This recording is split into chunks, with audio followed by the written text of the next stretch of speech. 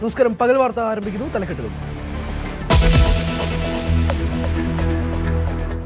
SDPI പിന്തുണ വേണ്ടെന്ന് പറയാതെ മുഖ്യമന്ത്രി. പിന്തുണ ആവശ്യപ്പെട്ടിട്ടില്ലെന്ന് ന്യായീകരണം. സ്വർണം കട്ടവർ എങ്ങനെ വീട്ടിലെത്തിയെന്ന് രാഹുൽ ഗാന്ധിയോട് മറുചോദ്യം. കൊല്ലത്തെ വാർത്താ സമ്മേളനത്തിൽ ചിലർ ബഹളം വയ്ക്കാൻ തയ്യാറായി എത്തിയത് നിർഭാഗ്യകരമെന്ന് മുഖ്യമന്ത്രി. പിണറായി വിജയന്റെ പ്രചാരണം ഇന്ന് തലസ്ഥാനത്തെ മണ്ഡലങ്ങളിൽ.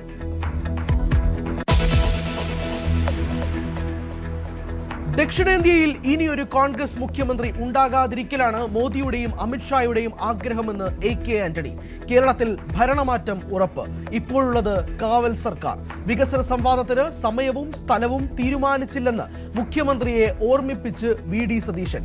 നേരിട്ടല്ല, ഫേസ്ബുക്ക് വഴിയാണ് സംവാദത്തിന് ക്ഷണിച്ചതെന്ന് മുഖ്യമന്ത്രി.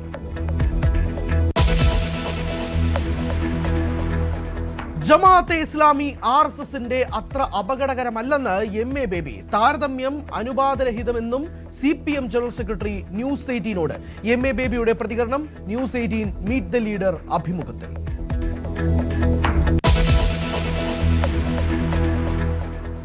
VD സതീശനെ കടന്നാക്രമിച്ച് SDPI. മുൻപും സതീശൻ പിന്തുണ ധാരണയാക്കി പിന്നീട് തള്ളിപ്പറഞ്ഞിട്ടുണ്ടെന്ന് സംസ്ഥാന പ്രസിഡന്റ് ലത്തീഫ്. സതീശന്റെ നിലപാട് അംഗീകരിക്കുന്നുണ്ടോ എന്ന് മറ്റ് ഘടകകക്ഷികൾ വ്യക്തമാക്കണം. സതീശന്റെ ലക്ഷ്യം UDFന്റെ ഭൂരിപക്ഷം കുറച്ച് KC വേണുഗോപാൽ മുഖ്യമന്ത്രിയാകുന്നത് തടയലാണെന്നും SDPI.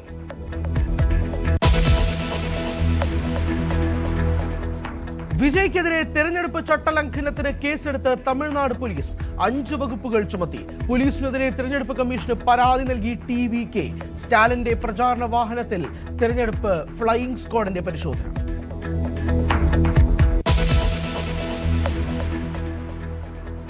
വിദേശ സംഭാവന നിയന്ത്രണ ചട്ട ഭേദഗതിയിൽ നിന്ന് കേന്ദ്രം പിന്മാറണമെന്ന് മുഖ്യമന്ത്രി. ഭേദഗതി ഒരു വിഭാഗത്തിന് അരക്ഷിതത്വം സൃഷ്ടിക്കുന്നു. പരസ്യ പ്രതികരണം ഇന്നലെ പ്രധാനമന്ത്രിക്ക് കത്തയച്ചതിന് പിന്നാലെ. തീരുമാനം രാജ്യത്തിന് ഗുണകരമല്ലെന്നും മുഖ്യമന്ത്രി. ക്രൈസ്തവ വിഭാഗങ്ങൾക്ക് ദോഷമെന്നത് കള്ളപ്രചാരണമെന്ന് രാജീവ് ചന്ദ്രശേഖർ.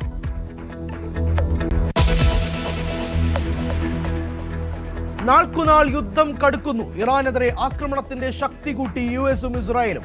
ടെഹ്റാനിലെ ഊർജ്ജ നിലയം തകർത്തതോടെ പലയിടങ്ങളിലും ബ്ലാക്കൌട്ടിൽ. ആയുധപ്പുര തകർക്കുന്ന ദൃശ്യം പങ്കുവച്ച് ട്രംപ്. ദുബായ് പോർട്ടിൽ ആക്രമണത്തിന് ഇരയായ കുവൈത്തി എണ്ണക്കപ്പലിൽ ചോർച്ചയില്ല.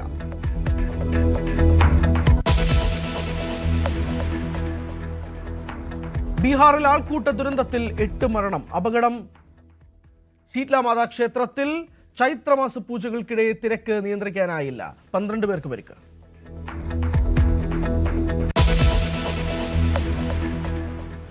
വിശദമായി നോക്കാം. SDPI CPM കൂട്ടുകെട്ട് വിവാദത്തിനിടെ SDPI വോട്ട് വേണ്ടെന്ന് പറയാതെ മുഖ്യമന്ത്രി പിണറായി വിജയൻ. എന്നാൽ അവരുടെ പിന്തുണ ആവശ്യപ്പെട്ടിട്ടില്ലെന്നും ഒരു ധാരണയും ഉണ്ടാക്കിയിട്ടില്ലെന്നും മുഖ്യമന്ത്രി പറഞ്ഞു.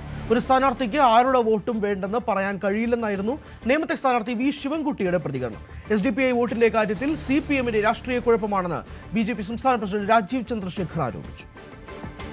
SDP ബന്ധം സംബന്ധിച്ച് CPMനെതിരെ UDF വലിയ വിമർശനങ്ങൾ ഉന്നയിക്കുന്നതിനിടെയാണ് മുഖ്യമന്ത്രി പിണറായി വിജയൻ നിലപാട് വ്യക്തമാക്കി രംഗത്ത് വന്നത്. SDPയുമായി ഒരു ചർച്ചയും നടത്തിയിട്ടില്ല. അത് ഒരു കാലത്തും അത്തരം ചർച്ചകൾ നടത്തുകയുമില്ല. മാത്രമല്ല, മുന്നണിക്ക് പുറത്തുള്ള ഒരു കക്ഷിയോടും വോട്ട് അഭ്യർത്ഥിക്കുന്ന പതിവ്, സഹായം അഭ്യർത്ഥിക്കുന്ന പതിവ് ഇടതുമുന്നണിക്കില്ല എന്നാണ് മുഖ്യമന്ത്രി പിണറായി വിജയൻ വ്യക്തമാക്കിയത്. പക്ഷേ SDPI വോട്ട് വേണ്ട എന്ന് പറയാൻ അദ്ദേഹം തയ്യാറായില്ല.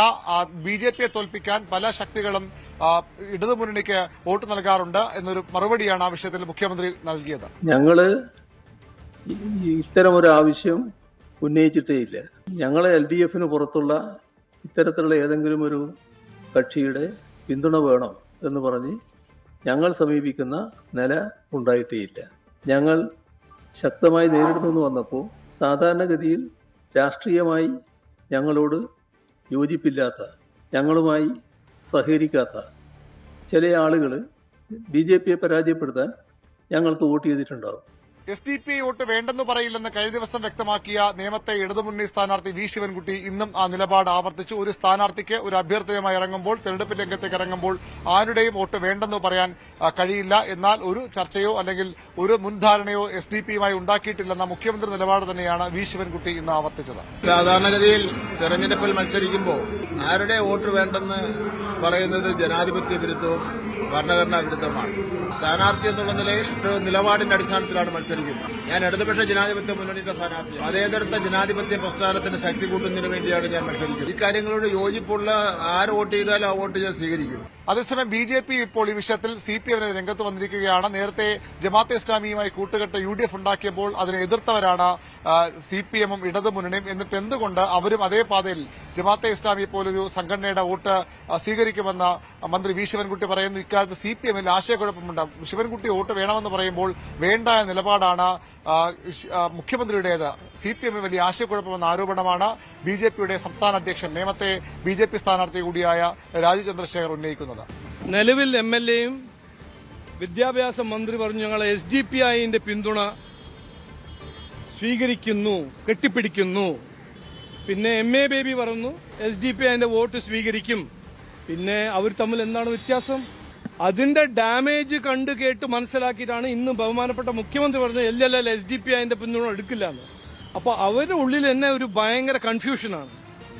അവരെന്നെ തീരുമാനിക്കട്ടെ. 10 കൊല്ലം മുമ്പേ എല്ലാം ശരിയാവും എന്ന വാഗ്ദാനം കൊടുത്ത പാർട്ടി, 10 കൊല്ലം ഭരിച്ച മുഖ്യമന്ത്രി ഇന്ന് ജയിക്കാൻ SDPIന് കാല് പിടിക്കുന്നു.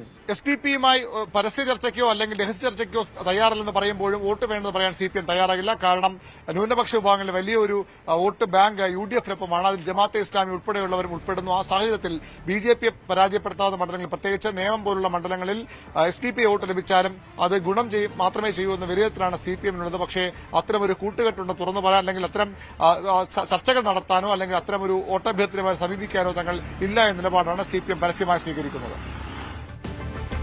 കൊല്ലത്തെ വാർത്താസമ്മേളന വിവാദത്തിൽ വിശദീകരണവുമായി മുഖ്യമന്ത്രി. വാർത്താസമ്മേളനത്തിൽ ആരാണ് ചോദിക്കുന്നതെന്ന് മനസ്സിലാക്കിയല്ല ഉത്തരം പറയുന്നത്. ഇന്നലെ ചിലർ പ്രശ്നമുണ്ടാക്കി. നിർഭാഗ്യകരമായ സംഭവമാണത്. കാര്യങ്ങളെ വക്രീകരിക്കാനാണ് ശ്രമം. ചില ആൾക്കാർ ബഹളത്തിന് തയ്യാറായി വരുന്ന മട്ട് കുറച്ച് ദിവസമായി കാണുന്നുണ്ട്. ഇന്നലെ 2 പേർ വലിയ ബഹളമുണ്ടാക്കി, സീൻ സൃഷ്ടിച്ചുവെന്നും മുഖ്യമന്ത്രി പറഞ്ഞു. ചോദ്യങ്ങൾ നിങ്ങൾ ചോദിക്കുന്നത് നിങ്ങൾ തീരുമാനത്തിന്റെ ഭാഗമായി ചോദിക്കുന്നതാണ്. ആരാണ് ചോദിക്കുന്നത് എന്ന് ഞാൻ നേരത്തെ മനസ്സിലാക്കിയല്ല ഉത്തരം പറയാറ്. ഇന്നലെ ഉണ്ടായത് വിശദമായ 2-3 ചോദ്യം വന്നു. ചോദ്യം വളരെ വിശദമായി മറുപടി പറയേണ്ട തരത്തിലുള്ള 2-3 ചോദ്യം വന്നു. ആ ചോദ്യങ്ങൾക്ക് മറുപടി പറയുമ്പോഴേക്ക് 40 കഴിഞ്ഞ് 45-ലേക്ക് പോവുകയാണ്. അപ്പോൾ 40 കഴിഞ്ഞപ്പോൾ ഞാൻ പറഞ്ഞു ഇനി നമുക്കിന്ന് അവസാനിപ്പിക്കാം എന്ന് പറഞ്ഞ് എഴുന്നേറ്റ് ഞാൻ പോയി. കുറച്ച് ദിവസമായിട്ട് കാണുന്ന ഒരു പ്രവണതയുണ്ട്. ചില ആൾക്കാർ ബഹളത്തിന് തയ്യാറായിട്ട് വരുന്നൊരു മട്ട് കാണാനുണ്ടായിരുന്നു. അപ്പോൾ 2-3 ആളുകൾ, പ്രത്യേകിച്ച് 1-2 ആൾ വലിയ ബഹളം, വലിയ ശബ്ദം, എന്തോ മറുപടി പറഞ്ഞില്ല. പിന്നെ പ്രത്യേകം ചാനലിനും പത്രത്തിനുമൊക്കെ മറുപടി പറഞ്ഞുള്ളൂ, ഞങ്ങൾക്ക് മറുപടി പറഞ്ഞില്ല എന്നൊക്കെ പറഞ്ഞൊരു വല്ലാത്ത സീൻ സൃഷ്ടിക്കുക. എങ്ങനെ കാര്യങ്ങൾ വക്രീകരിക്കാൻ തയ്യാറാകുന്നു എന്നുള്ളതിൻ്റെ ഒരു തെളിവ് കൂടിയാണ്. ഏത് ചോദ്യത്തിനും മറുപടി പറയുന്ന രീതിയാണ് സാധാരണ ഞാൻ സ്വീകരിക്കാറ് എന്നുള്ളത് നിങ്ങൾക്ക് എല്ലാവർക്കും അറിയാവുന്നതാണ്. ഡീലിന്റെ പേരിൽ അനാവശ്യ നുണ പ്രചരിപ്പിക്കുന്നുവെന്ന് മുഖ്യമന്ത്രി പിണറായി വിജയൻ. LDF-നെ കരിവാരി തേക്കാനാണ് ശ്രമം. തങ്ങൾ ഒരു കാലത്തും ഡീലിന് നിന്നിട്ടില്ലെന്നും മുഖ്യമന്ത്രി. പിന്നെ ഇവിടെ RSS-നോടും BJP-യോടും അനുകൂല മനോഭാവം സ്വീകരിച്ച കോൺഗ്രസിന്റെ ചരിത്രം അതാകെ ഞാനിപ്പോൾ എണ്ണണോ? ഞങ്ങളൊരു കാലത്തും ഡീലിൽ നിന്നിട്ടില്ലാരോ? ചരിത്രത്തിലൊന്നും അങ്ങനെ പറയാനില്ലാരോ? അനാവശ്യമായ നുണ പ്രചരിപ്പിക്കുന്നത് ഞങ്ങളെ കരിവാരിത്തേക്കാൻ വേണ്ടി മാത്രമാണല്ലോ. അത് ബോധപൂർവം ചെയ്യുന്നതാണല്ലോ. പക്ഷേ ആരാ ചെയ്യുന്നത്? ഒരുപാട് നാടിന് ചേരാത്ത, രാജ്യത്തിന് ചേരാത്ത ഇത്തരം അവിശുദ്ധ നീക്കങ്ങൾ നടത്തിയവരും അവിശുദ്ധ കൂട്ടുകെട്ടുകൾ ഉണ്ടാക്കിയവരും. അതല്ലേ വസ്തുത. ഞങ്ങളെ അതിന്റെ ഭാഗമാക്കാൻ നോക്കണ്ട എന്നുള്ളതാണ് എനിക്ക് പറയാനുള്ളത്. RSS ഉണ്ടാക്കുന്ന ആഘാതം ജമാഅത്തെ ഇസ്ലാമി ഉണ്ടാക്കുന്നില്ലെന്ന് CPM general secretary MA Baby. മതരാഷ്ട്രവാദത്തിന്റെ പേരിൽ ജമാഅത്തെ ഇസ്ലാമിയെ CPM വിമർശിക്കും. എന്നാൽ RSS-നെയും ജമാഅത്തെ ഇസ്ലാമിയെയും വർഗീയതയുടെ പേരിൽ താരതമ്യം ചെയ്യുന്നത് അനുപാതരഹിതമാണ്. SDPIയുമായി ചർച്ച നടത്തി ധാരണയുണ്ടാക്കുക CPM നിലപാടല്ല. എന്നാൽ അവർ പിന്തുണ നൽകിയാൽ വോട്ട് വേണ്ടെന്ന് പറയില്ലെന്നും MA Baby News 18 meet the ലീഡറിൽ പറഞ്ഞു. അങ്ങനെ അവർ സ്വതന്ത്രമായി എടുക്കുന്ന തീരുമാനത്തിൻ്റെ പ്രയോജനം അവിടെ ചില പാർട്ടികൾക്കോ മുന്നണികൾക്കോ കിട്ടിയെന്നും വരും. ഇവിടെ കോൺഗ്രസിൻ്റെ പ്രശ്നം വെൽഫെയർ പാർട്ടിയുമായിട്ട് നീക്കുപോക്കുണ്ടാക്കുക. വെൽഫെയർ പാർട്ടി ഞങ്ങളുടെ ഒരു ഘടക പാർട്ടിയെ പോലെയാണ് എന്ന് വി ഡി സതീശൻ പറയുക.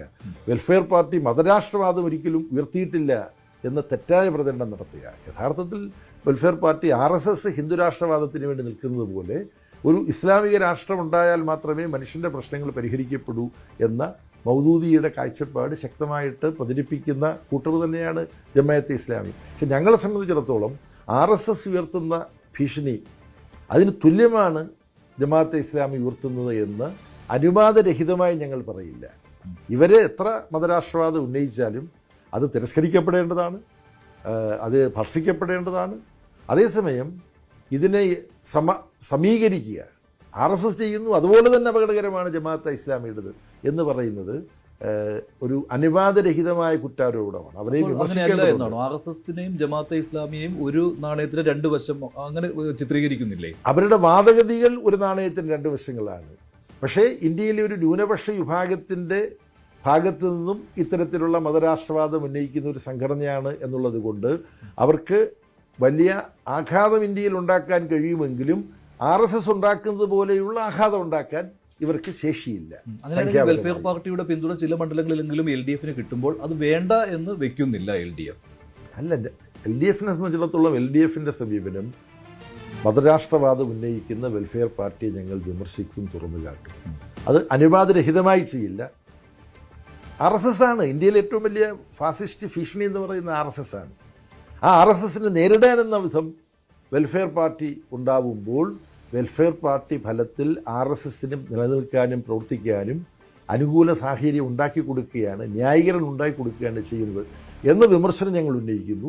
ആ അർത്ഥത്തിൽ ഞങ്ങൾ വെൽഫെയർ പാർട്ടിയെ വിമർശിക്കുന്നു. വെൽഫെയർ പാർട്ടിയുമായി ഒരു തരത്തിലുള്ള ധാരണയുണ്ടാക്കാനും CPIM-ഉം LDFും തയ്യാറല്ല എന്ന് പ്രഖ്യാപിക്കുന്നു. ആ പ്രഖ്യാപനത്തിന് ശേഷം വെൽഫെയർ പാർട്ടി ഏതെങ്കിലും മണ്ഡലത്തിൽ അവരവരുടേതായ കാരണങ്ങൾ എന്തെങ്കിലും ചെയ്യുന്നുണ്ടെങ്കിൽ അത് അന്വേഷിച്ച് പിടിച്ച് അവിടെ വോട്ട് ചെയ്യാൻ പോകുന്ന വെൽഫെയർ പാർട്ടിയുടെ ആളുകളെ അവർ നിൽക്കുന്ന ക്യൂവിൽ പോയി നിന്നിട്ട് നിങ്ങൾ ഒരു കാരണവശാലും CPIM-നും LDFനും വോട്ട് ചെയ്യാൻ പാടില്ല എന്ന് പറഞ്ഞുകൊണ്ടൊരു ഒരു ഒരു പ്രവർത്തന ശൈലി അവതരിപ്പിക്കുക എന്ന് പറയുന്നത് മൗഢ്യമല്ലേ? അത് വളരെ വിചിത്രമല്ലേ? SDPയുടെ കാര്യത്തിലും അങ്ങനെ തന്നെയാണോ? ഇതേ സമീപനം തന്നെയാണോ? SDPIയോട് അവരുടെ ഇന്നത്തെ തീവ്രവാദപരമായ അക്രമാസക്തമായ രാഷ്ട്രീയ പ്രവർത്തനങ്ങൾ ഉപേക്ഷിച്ച് ജനാധിപത്യപരമായി പ്രവർത്തിക്കുന്ന ഒരു സമീപനത്തിലേക്ക് അവർ മാറണം എന്ന അഭ്യർത്ഥന ഞങ്ങൾ നടത്തുന്നു. SDPI ഇപ്പോൾ നടത്തുന്ന പ്രവർത്തനങ്ങളും ഫലത്തിൽ RSSൻ്റെ പ്രവർത്തനങ്ങൾക്ക് ന്യായീകരണം ഒരുക്കുകയാണ് ചെയ്യുന്നത് എന്ന കാര്യം ഞങ്ങൾ ചൂണ്ടിക്കാണിക്കുന്നു. SDPIയുമായി ഇത്തരം കാരണങ്ങളാൽ ഞങ്ങൾക്ക് ചർച്ച ചെയ്ത് എന്തെങ്കിലും ഒരു ധാരണ വരുത്തുന്നതിന് കഴിയില്ല, അതിന് യാതൊരു സാധ്യതയുമില്ല. പക്ഷേ SDPI പിന്തുണ നൽകിയാൽ സ്വീകരിക്കും. അല്ല, അത് സ്വീകരിക്കുക എന്നുള്ള പ്രശ്നമില്ലല്ലോ. SDPI വോട്ട് ചെയ്ത് കഴിഞ്ഞാൽ ആ വോട്ട് റദ്ദാക്കണമെന്ന് തെരഞ്ഞെടുപ്പ് കമ്മീഷനിൽ ആവശ്യപ്പെടാൻ പറ്റില്ലല്ലോ. അല്ല, പക്ഷേ SDPയുടെ പിന്തുണ എന്ന് പറഞ്ഞാൽ വെൽഫെയർ പാർട്ടിയുടെ പിന്തുണ പോലെ ആയിരിക്കില്ല. വെൽഫെയർ പാർട്ടി UDFന് പിന്തുണ പ്രഖ്യാപിച്ചു കഴിഞ്ഞു. പക്ഷേ SDPI അങ്ങനെയല്ല. അവർക്ക് കുറച്ചുകൂടി അവർ താല്പര്യപ്പെടുന്നത് LDFനെയാണ്. അവരുടെ പല നേതാക്കളും അക്കാര്യം പറഞ്ഞു കഴിഞ്ഞു. LDF ആണ് സംഘപരിവാറിനെ നേരിടാൻ കേരളത്തിൽ ശരിയായ ചോയ്സ് എന്നുള്ളതാണ് SDPയുടെ നിലപാട്. അപ്പോൾ SDPയുമായിട്ട് എന്തെങ്കിലും തരത്തിലുള്ള ഒരു നീക്കുപോക്ക് നടത്താൻ ഉദ്ദേശിക്കുന്നുണ്ടോ, അതോ അവർ സ്വാഭാവിക ഒരു ഉപാധികളും ഇല്ലാതെ തരികയാണെങ്കിൽ സ്വീകരിക്കാൻ തയ്യാറാണോ? എങ്ങനെയാണ്? അല്ല, അത് സ്വീകരിക്കാൻ തയ്യാറാണ് അല്ല എന്നുള്ള കാര്യം തന്നെ ഞങ്ങൾ പറയേണ്ട ആവശ്യമില്ല. SDPI അവരുടെ അനുഭവത്തിൻ്റെ അടിസ്ഥാനത്തിൽ കോൺഗ്രസും മുസ്ലിം ലീഗും UDFും ഒക്കെ പറയുന്നതല്ല പ്രവർത്തിക്കുന്നത്. അവർക്ക് ന്യൂനപക്ഷത്തിൻ്റെ താല്പര്യങ്ങൾ യഥാർത്ഥത്തിൽ സംരക്ഷിക്കാൻ താല്പര്യമില്ല, ഔത്സുക്യമില്ല എന്ന് അവർ കണ്ടെത്തുകയാണെങ്കിൽ അതിൻ്റെ അടിസ്ഥാനത്തിൽ അവർക്ക് നിലപാടുകൾ എടുക്കാനുള്ള സ്വാതന്ത്ര്യമുണ്ട്. അത് നമ്മൾ പറയേണ്ട കാര്യമില്ല. ആ സ്വാതന്ത്ര്യം അനുസരിച്ച് അവർക്ക് വോട്ട് ചെയ്യാൻ കഴിയും. അപ്പോൾ അതിനപ്പുറം SDPIയുമായി ഒരു രാഷ്ട്രീയ ചർച്ച നടത്താനോ ആ ചർച്ചയിലൂടെ എന്തെങ്കിലും നീക്കുപോക്കുകൾ ഉണ്ടാക്കാനോ CPIM-ഓ LDFോ ഉദ്ദേശിക്കുന്നില്ല എന്നുള്ളതാണ് അതിനെക്കുറിച്ച് പറയുന്നത്. പ്രതിപക്ഷ നേതാവുമായുള്ള പരസ്യ സംവാദത്തിൽ നിന്ന് പിന്മാറി മുഖ്യമന്ത്രി പിണറായി വിജയൻ. നേരിട്ടുള്ള സംവാദത്തിനല്ല, ഫേസ്ബുക്ക് വഴിയുള്ള സംവാദത്തിനാണ് ക്ഷണിച്ചതെന്നും മുഖ്യമന്ത്രി വാർത്താസമ്മേളനത്തിൽ പറഞ്ഞു. അല്ല, ഇത് ഫേസ്ബുക്കിലുള്ള ഒരു സംവാദത്തിനാണ് ഞാൻ ക്ഷണിച്ചത്. ഫേസ്ബുക്കിലുള്ള സംവാദത്തിന് തയ്യാറല്ല എന്ന് അദ്ദേഹം പറഞ്ഞിട്ടില്ല എന്നാണ് തോന്നുന്നത്. ആ സംവാദം നടക്കട്ടെ. അതേസമയം മുഖ്യമന്ത്രിയുടെ വാർത്താ സമ്മേളനത്തിന് പിന്നാലെ വീണ്ടും വെല്ലുവിളിയുമായി VD സതീശൻ രംഗത്തെത്തി. സംവാദത്തിന്റെ സമയവും സ്ഥലവും ഇതുവരെ തീരുമാനിച്ചില്ലെന്നും മുഖ്യമന്ത്രി ശ്രദ്ധിക്കുമല്ലോ എന്നും VD സതീശൻ ഫേസ്ബുക്കിൽ കുറിച്ചു. സംവാദമാകാമെന്ന് പറഞ്ഞിട്ട് 24 മണിക്കൂർ കഴിഞ്ഞുവെന്നും ഫേസ്ബുക്കിൽ സതീശൻ പറഞ്ഞു. തെരഞ്ഞെടുപ്പ് പ്രചരണത്തിനിടെ ശബരിമല സ്വർണ്ണക്കൊള്ളയിൽ ആരോപണം ഉയർത്തിയ രാഹുൽ ഗാന്ധിക്ക് മുഖ്യമന്ത്രിയുടെ മറുപടി. സ്വർണം കട്ടവരൊക്കെ എങ്ങനെയാണ് രാഹുലിന്റെ വീട്ടിലെത്തിയത്? ഇത് ആലോചിച്ചാൽ രാഹുലിന്റെ ആരോപണങ്ങൾക്ക് മറുപടി കിട്ടുമെന്നും പിണറായി പറഞ്ഞു. രാഹുൽ ഗാന്ധിക്ക് ആളുകൾ തന്നെ മറുപടി പറഞ്ഞില്ല, ഞാൻ തന്നെ എന്നെ കൊണ്ട് തന്നെ പറയിപ്പിക്കണം. രാഹുൽ ഗാന്ധിക്ക് കൃത്യമായി മറുപടി ആള് പറഞ്ഞല്ലോ. അത് എങ്ങനെയാണ് ഈ കട്ടവരൊക്കെ സ്വന്തം വീട്ടിലെത്താനിടയായതെന്ന് ആലോചിച്ചാൽ അതിനുള്ള മറുപടിയായല്ലോ. ഞങ്ങൾക്ക് അങ്ങനെയുള്ള തകരാറുകളൊന്നും ഇല്ലല്ലോ അക്കാര്യത്തിൽ. അത് ഞാൻ തന്നെ പിന്നെ കൂടുതൽ പറയേണ്ടതില്ലല്ലോ. കേരളത്തിൽ BJP മാർക്സിസ്റ്റ് പാർട്ടി അന്തർധാരയുണ്ടെന്ന് മുതിർന്ന കോൺഗ്രസ് നേതാവ് AK ആന്റണി. പിണറായിയുടെ മൂന്നാം ഊഴം താങ്ങാനുള്ള കരുത്ത് കേരള ജനതയ്ക്കില്ല. മൂന്നാം ഊഴം വന്നാൽ മഹാദുരന്തമായി മാറും. ഒരിക്കൽ കൂടി ഇടതുഭരണം വന്നാൽ കേരളം ബംഗാളാകും. അങ്ങനെ ഇടതുപക്ഷം നശിച്ചു കാണാൻ ആഗ്രഹിക്കുന്നില്ലെന്നും പ്രതിപക്ഷത്ത് ഇരുന്ന് ശുദ്ധീകരണം നടത്തുകയാണ് വേണ്ടതെന്നും ആന്റണി പറഞ്ഞു. ഇനി ഒരിക്കൽ കൂടി തുടർഭരണം വന്നാൽ കേരളം ബംഗാളായി മാറും. അടുത്ത ഇലക്ഷനിൽ നോമിനേഷൻ കൊടുക്കാൻ പാർട്ടിക്കാർ കാണത്തില്ല. പക്ഷെ കമ്മ്യൂണിസ്റ്റ് കേരളത്തിൽ അങ്ങനെ ഇടതുപക്ഷം നശിക്കണമെന്ന് ഞാൻ ആഗ്രഹിക്കുന്നില്ല. ഇടതുപക്ഷം തകർന്നിട്ട് ആ സ്ഥാനത്ത് ബംഗാളിലെ പോലെ BJP പോലെ ഞാൻ ആഗ്രഹിക്കുന്നില്ല, ഞങ്ങളാരും ആഗ്രഹിക്കുന്നില്ല. അതുകൊണ്ട് ഇടതുപക്ഷം തകരരുത്. ഇടതുപക്ഷം കേരളത്തിൽ നിലനിൽക്കണം. ഇടതുപക്ഷം കേരളത്തിൽ നിലനിൽക്കണമെങ്കിൽ, പ്രസക്തി ഉണ്ടാകണമെങ്കിൽ പിണറായി ഭരണം അവസാനിക്കണം. ഈ സർക്കാർ പോയേ തീരൂ. ഭരണമാറ്റം ഉണ്ടാകണം. അങ്ങനെ വന്നാൽ പ്രതിപക്ഷത്തിരിക്കുമ്പോൾ ഒരു പ്യൂരിഫിക്കേഷൻ വരും, ശുദ്ധീകരണം വരും. അപ്പോൾ ഇടതുപക്ഷത്തിൽ കേരളത്തിൽ വീണ്ടും ഒരു പ്രസക്തി ഉണ്ടാകും. ദക്ഷിണേന്ത്യയിൽ ഇനിയൊരു കോൺഗ്രസ് മുഖ്യമന്ത്രി കൂടി വരരുത് എന്നത് മോദിയുടെയും അമിത്ഷായുടെയും തീരുമാനമാണ്. അതിനായി അവർ LDFന് വോട്ട് മറച്ചു നൽകും. ഇത് വൺ വേ ഡീൽ ആണെന്ന് കരുതുന്നില്ലെന്നും ആന്റണി പറഞ്ഞു. കേരളത്തിൽ BJPക്ക് ഭാവിയില്ലെന്നും കേരളം BJPക്ക് പറ്റിയ മണ്ണല്ലെന്നും ആന്റണി പറഞ്ഞു. BJPയെ കുറിച്ച് അധികം പറയുന്നില്ലേ. ഈ മണ്ണിനെ പറ്റിയ പാർട്ടി അല്ലത്. കേരളത്തിന്റെ മണ്ണിൽ ഈ വിത്തിന് അധികം നാൾ വളരാൻ സാധ്യമല്ല. ഇത് ഇത് മതമയത്തിൻ്റെ നാടാണ്, അത് സൗഹാർദ്ദത്തിന്റെ നാടാണ്. ഞാൻ ഒരിക്കൽ പറഞ്ഞതുപോലെ ഓണവും വിഷുവും പെരുന്നാൾ, നോയമ്പും ക്രിസ്മസും ഈസ്റ്ററുമെല്ലാം ഒരുമിച്ച് ആഘോഷിക്കുന്ന ഒരു നാടാണ്. ഇവിടെ ജാതി തിരിച്ചുള്ള തെരുവുകളില്ല, മതം തിരിച്ചുള്ള തെരുവുകളില്ല. ഇത് സൗഹാർദ്ദത്തിന്റെ നാടാണ്. CPM BJP ഡീലിനെ കുറിച്ചുള്ള ആന്റണിയുടെ പ്രതികരണം ഇങ്ങനെയായിരുന്നു. വാർത്തയിലേക്ക്. BJP CPM ഡീൽ ആരോപണം ആവർത്തിച്ച് രാഹുൽ ഗാന്ധി. ഇടതുപക്ഷത്തിന്റെ അപജയങ്ങളെ തുടർന്നാണ് V കുഞ്ഞികൃഷ്ണനും TK ഗോവിന്ദനും വേദി പങ്കെടുത്തത്. കേരളത്തിലെ ഇടതുപക്ഷം വലതുപക്ഷവുമായി മാറി. BJPയുമായി ഒന്നിച്ച് CPM കോൺഗ്രസിനെതിരെ നിലപാട് സ്വീകരിക്കുന്നുവെന്നും രാഹുൽ പറഞ്ഞു. We are seeing that there is a partnership between the BJP and the left front. Normally this would be quite surprising that a left party is allying with the extreme right party, because they have diametrically opposite ideologies. So the question is, how is it possible that left party is partnering with the right party? This is like a puzzle, and some answers are sitting with us on the stage. There are two veteran leaders from the CPM who are sitting on our stage today. Why are they sitting on our stage? Why are they not campaigning for the left front? Why are they not campaigning for the chief minister? Because what is today called the left front is actually not a left of center party at all. VD സതീഷിനെതിരെ SDPI സംസ്ഥാന president CPI Latheef. Satheesan മുൻപും ധാരണയുണ്ടാക്കിയ ശേഷം തള്ളിപ്പറഞ്ഞിട്ടുണ്ട്. സതീഷിന്റെ താൽപര്യം ദുരൂഹമാണ്. UDFന് ഭൂരിപക്ഷം കുറച്ച് KC Venugopal മുഖ്യമന്ത്രിയാകുന്നത് തടയാനാണ് Satheesan SDPI പിന്തുണ വേണ്ടെന്ന് പറയുന്നത്. SDPI ഒരു മുന്നണിക്കും വോട്ട് ചെയ്യണമെന്ന് പറഞ്ഞിട്ടില്ലെന്നും ലത്തീഫ് പറഞ്ഞു. പ്രതിപക്ഷ നേതാവ് VD സതീശൻ SDPIയുടെ വോട്ട് വേണ്ട എന്ന് അസന്നിഗ്ധമായി പ്രഖ്യാപിച്ചു കഴിഞ്ഞു. ഇത് അദ്ദേഹത്തിൻ്റെ ഒരു പുതിയ നിലപാടായി നമ്മൾ പരിഗണിക്കുന്നില്ല. അദ്ദേഹം മുമ്പും കഴിഞ്ഞ ലോക്സഭാ തിരഞ്ഞെടുപ്പിൽ കോൺഗ്രസുമായി ധാരണയാക്കിയതിനു ശേഷം പ്രഖ്യാപിച്ച പിന്തുണയെയും അദ്ദേഹം പിന്നീട് തള്ളിപ്പറയുകയും എസ്.ഡി.പി.യുടെ വോട്ട് വേണ്ടെന്ന് പറയുകയും ചെയ്തിരുന്നു. AICC ജനറൽ സെക്രട്ടറിയും കോൺഗ്രസിലെ ഇന്നത്തെ ഏറ്റവും മുതിർന്ന നേതാക്കന്മാരിൽ ഒരാൾ KC വേണുഗോപാൽ, അദ്ദേഹം ഇന്നലെ പറഞ്ഞത് എസ്.ഡി.പി.ഐ എന്നല്ല ആരുടെ വോട്ട് സ്വീകരിക്കും, അങ്ങനെ വോട്ട് സ്വീകരിക്കുന്നതിന് തടസ്സമില്ല എന്നാണ് പറയുന്നത്.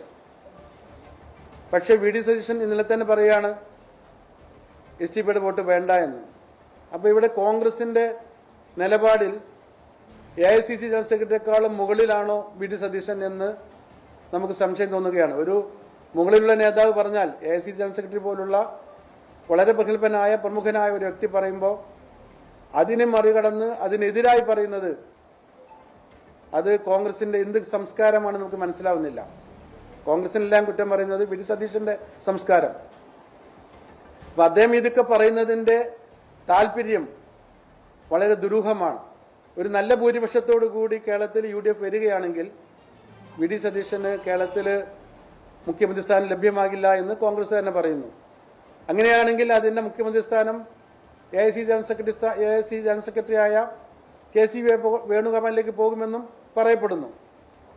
അങ്ങനെയൊന്നും സംഭവിക്കാതിരിക്കാൻ KC വേണുഗോപാൽ കേരളത്തിൻ്റെ മുഖ്യമന്ത്രി ആകാതിരിക്കണം എങ്കിൽ കേരളത്തിൽ UDFന് കുറഞ്ഞ ഭൂരിപക്ഷത്തിൽ നിൽക്കണം എന്ന് പറഞ്ഞാൽ 70 സീറ്റിലൊക്കെ ഒതുങ്ങി നിന്നാൽ അപ്പോൾ പിന്നെ KC വേണുഗോപാലിനെ കൊണ്ടുവരുമ്പോൾ കോൺഗ്രസിലേക്ക് ഉണ്ടാകുന്ന പടലപ്പിണക്കങ്ങൾ ഒരിക്കലും ഒരു മൂന്നാം ആൾ വരാതിരിക്കാനും VD സതീശന് മുഖ്യമന്ത്രി സ്ഥാനം നിലനിർത്താനും കഴിയുമെന്ന് അങ്ങനെയൊക്കെ പറയപ്പെടുന്നു രാഷ്ട്രീയ നിരീക്ഷകർ. അങ്ങനെയാണെങ്കിൽ അദ്ദേഹം ഇപ്പോൾ ചെയ്തുകൊണ്ടിരിക്കുന്നത് കോൺഗ്രസിൻ്റെയും UDFൻ്റെയും സീറ്റ് കുറയ്ക്കാനാണ്.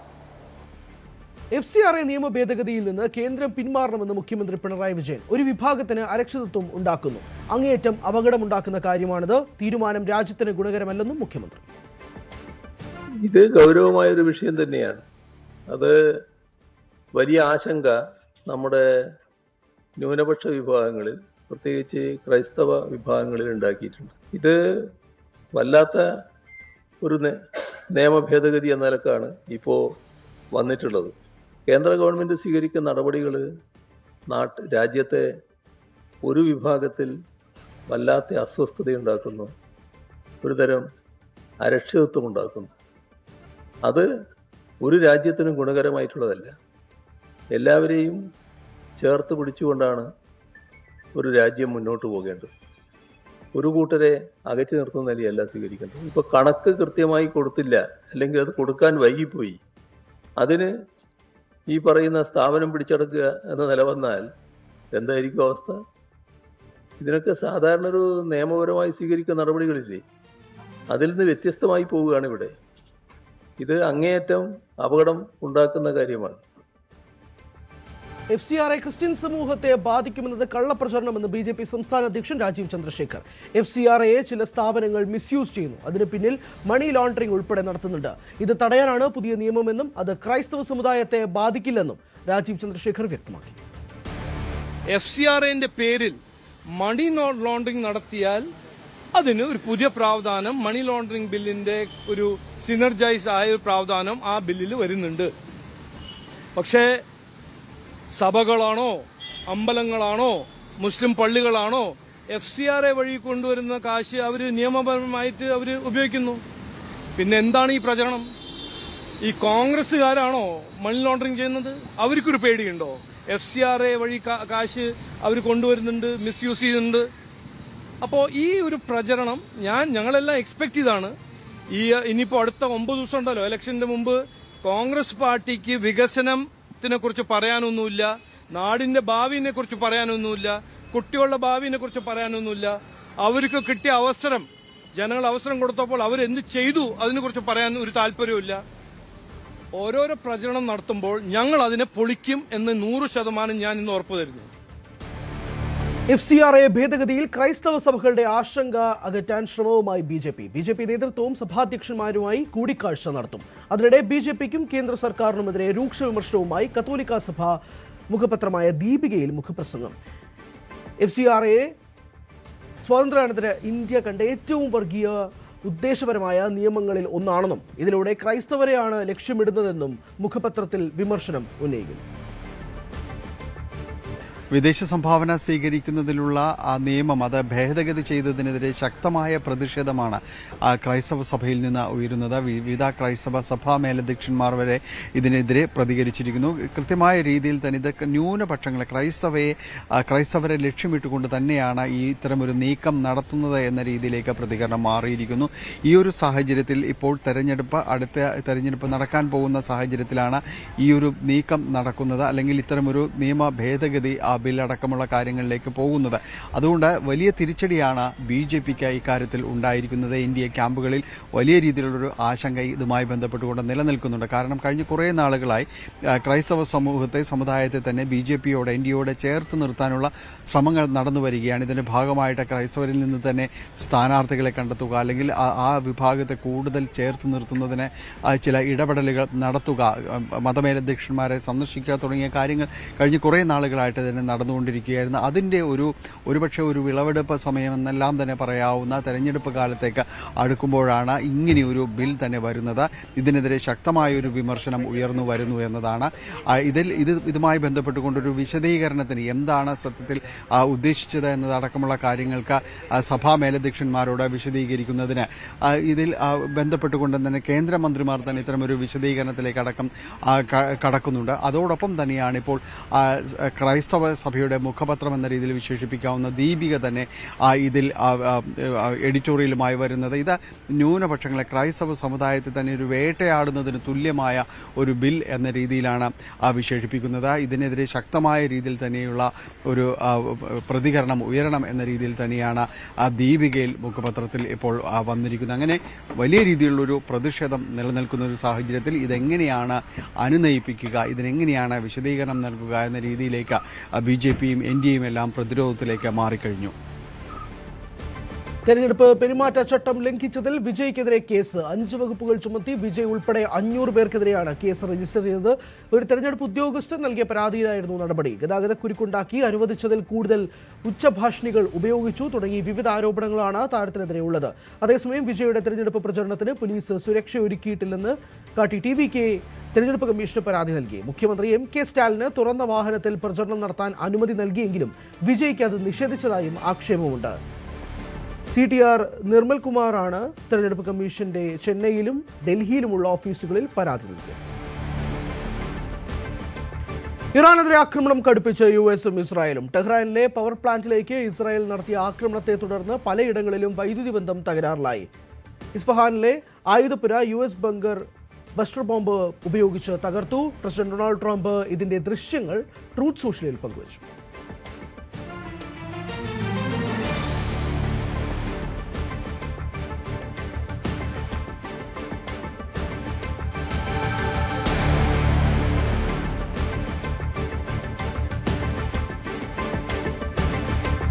ദുബായ് അന്താരാഷ്ട്ര തുറമുഖത്തിൽ കുവൈറ്റ് എണ്ണക്കപ്പലിന് നേരെ ഇറാൻ നടത്തിയ ആക്രമണത്തിൽ എണ്ണ ചോർച്ചയില്ലെന്ന ആശ്വാസകരമായ വാർത്തയും പുറത്തു വരുന്നുണ്ട്. ഇതിനിടെ ഹോർമസ് കടലിടുക്കിലൂടെ കടന്നുപോകുന്ന കപ്പലുകൾക്ക് ടോൾ ഏർപ്പെടുത്താനുള്ള തീരുമാനത്തിന് ഇറാൻ പാർലമെന്റ് കമ്മിറ്റി അംഗീകാരം നൽകുകയും ചെയ്തു. അജയ് സുധാ ബിജു ചേർന്നുണ്ട് വിശദാംശങ്ങളുമായി. അജയ്, ഇങ്ങനെ ആക്രമണം ശക്തമായി തുടരുന്ന ഒരു സാഹചര്യത്തിലാണ് നിൽക്കുന്നത്. ഇപ്പോൾ ഇറാനിൽ പലയിടത്തും വൈദ്യുതി ബന്ധം തകരാറിലായെന്നുള്ള റിപ്പോർട്ട് വരുന്നുണ്ട്. അത് എങ്ങനെയായിരിക്കാം? വലിയ പ്രതിസന്ധിയിലാണോ നിലവിൽ പോകുന്നത്? അത് ശരിയാക്കാനുള്ള നടപടികൾ എങ്ങനെയായിരിക്കും തുടർന്നുണ്ടാവുക?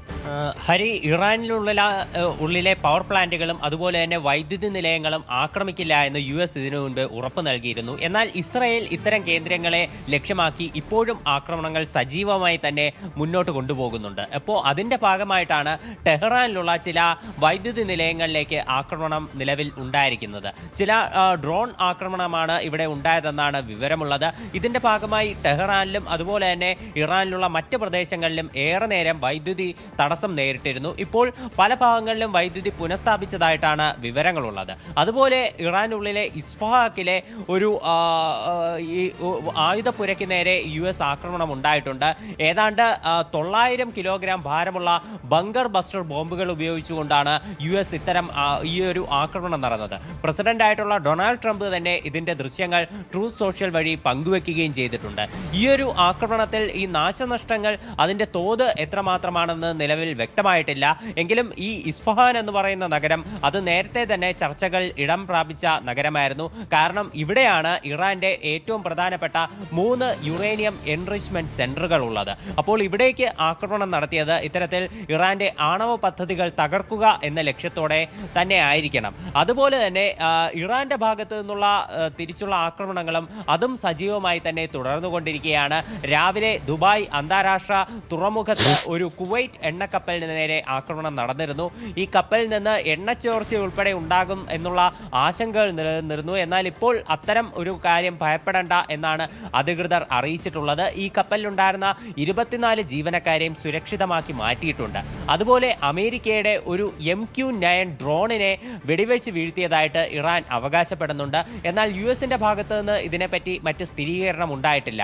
ഒരു ഡ്രോണിന് ഏതാണ്ട് $30 മില്യൺ ഈ ഒരു MQ-9 ഡ്രോണിലുള്ളത്. അതുപോലെ ഇപ്പോഴും ഈ ആക്രമണങ്ങൾ തുടർന്നുകൊണ്ടിരിക്കുന്നതിൻ്റെ പശ്ചാത്തലത്തിൽ ക്രൂഡ് ഓയിലിൻ്റെ വിലയും ഉയർന്നിട്ടുണ്ട്. ഇന്ന് $115 ക്രൂഡ് ഓയിൽ വില മാറി എന്നാണ് അറിയാൻ സാധിക്കുന്നത്. ഇസ്രായേലിന് നേരെയുള്ള ഇറാന്റെ ആക്രമണങ്ങളും സജീവമായി തുടരുകയാണ്. വടക്കൻ ഇസ്രായേലിലുള്ള ഹൈഫ നഗരത്തിലെ ഒരു എണ്ണ ശുദ്ധീകരണശാലയ്ക്ക് നേരെ ആക്രമണം ഉണ്ടായി. ഇവിടെ വൻതോതിൽ തീപിടുത്തം ഉൾപ്പെടെ റിപ്പോർട്ട് ചെയ്യുന്ന ഒരു സാഹചര്യവും ഉണ്ടായിരുന്നു. അതുപോലെ തന്നെ മറ്റ് ഈ മേഖലയിൽ ഈ ലെബനന് നേരെയുള്ള ഇസ്രായേലിന്റെ ആക്രമണവും സജീവമായി തന്നെ തുടരുകയാണ്. ലെബനനിൽ 3 UN-ന്റെ സുരക്ഷാ ഉദ്യോഗസ്ഥർ കൊല്ലപ്പെടുന്ന സാഹചര്യം കൂടി ഉണ്ടായിട്ടുണ്ട്. ഇതിനെതിരെ ഈ ഒരു സംഭവത്തിൽ ഇസ്രായേലിനെതിരെയുള്ള പ്രതിഷേധവും ശക്തമാണ്. ഇന്തോനേഷ്യൻ പൗരന്മാരായിട്ടുള്ള 3 സുരക്ഷാ ഉദ്യോഗസ്ഥരാണ് കൊല്ലപ്പെട്ടിട്ടുള്ളത്. ഇതിനെതിരെ ഇന്തോനേഷ്യ ശക്തമായിട്ടുള്ള പ്രതിഷേധം രേഖപ്പെടുത്തി. ഫ്രാൻസ് അടിയന്തരമായി ഒരു UN-ന്റെ രക്ഷാസമിതി യോഗം ഇപ്പോൾ അടിയന്തരമായി വിളിച്ചു ചേർത്തിട്ടുണ്ട് ഈ ഒരു സംഭവവുമായി ബന്ധപ്പെട്ട്. അപ്പോൾ ഇത്തരത്തിൽ യുദ്ധം സജീവമായി തന്നെ തുടരുകയാണ്. ഈ യുദ്ധം തുടരുന്ന പശ്ചാത്തലത്തിൽ മാർക്കറ്റിലും വൻ ഇടിവ് രേഖപ്പെടുത്തിയിട്ടുണ്ട്. ഇപ്പോൾ ട്രംപ് കൃത്യമായി ഇറാനെ വെല്ലുവിളിക്കുകയാണല്ലോ. അപ്പോൾ ഹോർമുസ് കടലെടുക്കുമായി ബന്ധപ്പെട്ടൊരു ധാരണയിലെത്തിയില്ലെങ്കിൽ കൃത്യമായിട്ട് ഇതുപോലുള്ള ആക്രമണം ഇപ്പോൾ പവർ പ്ലാന്റിലാവട്ടെ, എനർജി ഏരിയാസിലൊക്കെ ആവട്ടെ, എനർജി സൈറ്റ്സിൽ പവർ പ്ലാന്റിലൊക്കെ ഇനിയും ആക്രമണം തുടരുന്നതാണ് ട്രംപ് കൃത്യമായിട്ടുള്ള ഒരു ധാരണ ഇറാനോട് പങ്കുവയ്ക്കുന്നത്. അപ്പോൾ ഇറാൻ ഇതിൻ്റെ ഭാഗത്ത് നിന്ന് എന്തെങ്കിലും സ്ഥിരീകരണം നടത്തിയിട്ടുണ്ടോ ഇതുവരെ? ഇറാൻ നിലവിൽ വ്യക്തമാക്കുന്ന കാര്യം ഈ ഹോർമുസ് കടലെടുക്ക് അതിൽ യാതൊരുവിധ വിട്ടുവീഴ്ചയും ഇല്ലെന്ന് തന്നെയാണ്. ഇതിന്റെ ഭാഗമായി അവർ ഇപ്പോൾ അവരുടെ ഒരു പാർലമെന്റ് കമ്മിറ്റി ഈ ഹോർമുസ് കടലെടുക്കിൽ ടോൾ ഏർപ്പെടുത്താനുള്ള ഒരു തീരുമാനത്തിന് അംഗീകാരം കൊടുത്തിട്ടുണ്ട്. നേരത്തെ ഇതുമായി ബന്ധപ്പെട്ട ചില ആലോചനകൾ ഇറാനുള്ളിൽ നടക്കുന്നു എന്നതിനെ സംബന്ധിച്ച് റിപ്പോർട്ടുകൾ പുറത്തു വന്നിരുന്നു. ഇപ്പോൾ ഔദ്യോഗികമായി തന്നെ IRGCയെ ഉദ്ധരിച്ചുകൊണ്ട് ഫാസ്റ്റ് ന്യൂസ് ഏജൻസി പ്രസ്താവന പുറത്തിറക്കിയിട്ടുണ്ട്. അതായത് ഇറാനിലുള്ള പാർലമെന്റ് കമ്മിറ്റി ഈ ഇപ്പോൾ ഹോർമുസ് കടലെടുക്കിൽ ടോൾ ഏർപ്പെടുത്താൻ ആലോചിക്കുന്നുണ്ടെന്ന്. എന്നാൽ ട്രംപ് ഈ ഹോർമുസ് കടലെടുക്ക് അടയ്ക്കുന്നതിനെ സംബന്ധിച്ച് ശക്തമായിട്ടുള്ള ഒരു മുന്നറിയിപ്പ് തന്നെ ഇറാന് നൽകുന്നുണ്ട്. നേരത്തെ ട്രംപ് എന്നാൽ ഇക്കാര്യത്തിൽ പറഞ്ഞിരുന്നത് ഹോർമുസ് കടലെടുക്ക് അടഞ്ഞു തന്നെ കിടന്നാലും ഇറാനുമായിട്ടുള്ള യുദ്ധം അവസാനിപ്പിക്കും, ഈ ഒരു സമാധാന ചർച്ചകൾ മുന്നോട്ട് പോകും എന്നാണ് ട്രംപ് പറഞ്ഞിരുന്നത്. എന്നാൽ ഇപ്പോൾ അതിൽ നിന്ന് നേരെ മലക്കം മറിഞ്ഞുകൊണ്ടുള്ള ഒരു പ്രസ്താവന ഒരു ഭീഷണി സ്വരത്തിൽ തന്നെ ട്രംപ് മുന്നോട്ട് വയ്ക്കുന്നുണ്ട്. അതായത് ഹോർമുസ് കടലെടുക്ക് ഉടൻ തന്നെ തുറക്കണം, ഇല്ലെങ്കിൽ ശക്തമായിട്ടുള്ള ആക്രമണം ഇറാനിൽ നടക്കും, അവരുടെ പല പവർ പ്ലാന്റുകളും അതുപോലെ തന്നെ വൈദ്യുതി നിലയങ്ങൾ അടക്കം ആക്രമിക്കും എന്നുള്ള, അതുപോലെ ഖാർഗ് ദ്വീപ് പിടിച്ചടക്കും എന്നുള്ള ഭീഷണികളെല്ലാമാണ് ട്രംപ് ട്രൂത്ത് സോഷ്യൽ വഴി മുന്നോട്ട് വെച്ചിരിക്കുന്നത്. അതോടൊപ്പം തന്നെ ലെബനനിൽ 4 ഇസ്രായേലി സോൾജേഴ്സും കൂടി മരണപ്പെട്ടിരിക്കുന്നു, പട്ടാളക്കാർ കൂടി മരണപ്പെട്ടിരിക്കുന്നു എന്നുള്ളതാണ്. ഇസ്ഫഹാനിലെ ബ്ലാസ്റ്റും ഏറ്റവും നിർണായകമായ ഒരു കാര്യം കൂടിയാണ്. അജയ് സുധാ ബിജുവാണ് വിശദാംശങ്ങൾ നൽകുകയും ചെയ്യുന്നത്. ലോകായുക്ത നിയമ ഭേദഗതി ഹൈക്കോടതി ശരിവെച്ചു. രമേശ് ചെന്നിത്തല നൽകിയ ഹർജി ഹൈക്കോടതി തള്ളി. 90 ദിവസത്തിനകം തീരുമാനമെടുത്തില്ലെങ്കിൽ ഉത്തരവ് അംഗീകരിച്ചതായി കണക്കാക്കാം. ഹൈക്കോടതി ഡിവിഷൻ ബെഞ്ചിന്റേതാണ് വിധി. അഴിമതിക്കെതിരെയുള്ള പോരാട്ടങ്ങൾക്ക് ശക്തി പകരാൻ കൊണ്ടുവന്ന ലോകായുക്ത നിയമത്തെ നിയമ ഭേദഗതി നിഷ്ക്രിയമാക്കുകയായിരുന്നുവെന്ന് എതിർഭാഗത്തിന്റെ വാദവും വന്നിരുന്നു. നിയമസഭ പാസാക്കിയ ലോകായുക്ത നിയമ ഭേദഗതി ബില്ലിന് രാഷ്ട്രപതി അംഗീകാരം നൽകി. ബീഹാറിൽ ആൾക്കൂട്ട ദുരന്തത്തിൽ 8 മരണം. നളന്ദ ജില്ലയിലെ ശീലാമാത ക്ഷേത്രത്തിലായിരുന്നു അപകടം. 12 പേർക്ക് പരിക്കേറ്റതായാണ് വിവരം. ചൈത്രമാസ പൂജകളോടനുബന്ധിച്ച് ക്ഷേത്രത്തിൽ വലിയ തിരക്കാണ് അനുഭവപ്പെട്ടിരുന്നത്. അനിയന്ത്രിതമായി ഭക്തജനക്കൂട്ടം ക്ഷേത്രത്തിലേക്ക് എത്തിയതാകാം അപകട കാരണമെന്നാണ് നിഗമനം. ചൈത്രമാസത്തിലെ അവസാന ചൊവ്വാഴ്ചയായിട്ടും ഇന്ന് ക്ഷേത്രത്തിൽ മതിയായ സുരക്ഷ ഒരുക്കിയിരുന്നില്ലെന്നും ഇതാണ് അപകടത്തിനിടയാക്കിയതെന്നുമാണ് ഭക്തരുടെ ആരോപണം.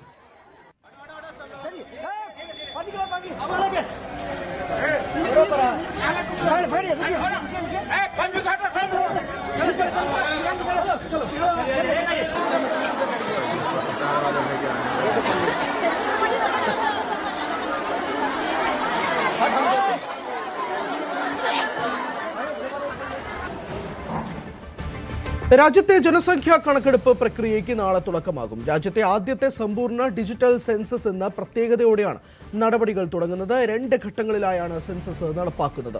ആദ്യഘട്ടത്തിൽ വീടുകളുടെ വിവരശേഖരണവും രണ്ടാം ഘട്ടത്തിൽ യഥാർത്ഥ ജനസംഖ്യാ കണക്കെടുപ്പുമാണ് നടക്കുക. 2011 ശേഷം കോവിഡ് പശ്ചാത്തലത്തിൽ നീണ്ടുപോയ സെൻസസ് നടപടികളാണ് ഇപ്പോൾ പുനരാരംഭിക്കുന്നത്. 2027 ഫെബ്രുവരിയിൽ നടക്കുന്ന രണ്ടാം ഘട്ടത്തിലാണ് വ്യക്തിഗത വിവരങ്ങളും ജാതി വിവരങ്ങളും ഉൾപ്പെടെയുള്ള ജനസംഖ്യാ കണക്കെടുപ്പ് നടക്കുക. മുൻ ടെന്നീസ് താരവും ഒളിമ്പിക്സ് മെഡൽ ജേതാവുമായ ലിയാൻഡർ പയസ് BJPയിൽ ചേർന്നു. ബംഗാൾ നിയമസഭാ തെരഞ്ഞെടുപ്പിന് മുന്നോടിയായാണ് പാർട്ടി പ്രവേശനം. കേന്ദ്രമന്ത്രി കിരൺ റിജിജു പയസിനെ ഷോളിട്ട് പാർട്ടിയിലേക്ക് സ്വീകരിച്ചു.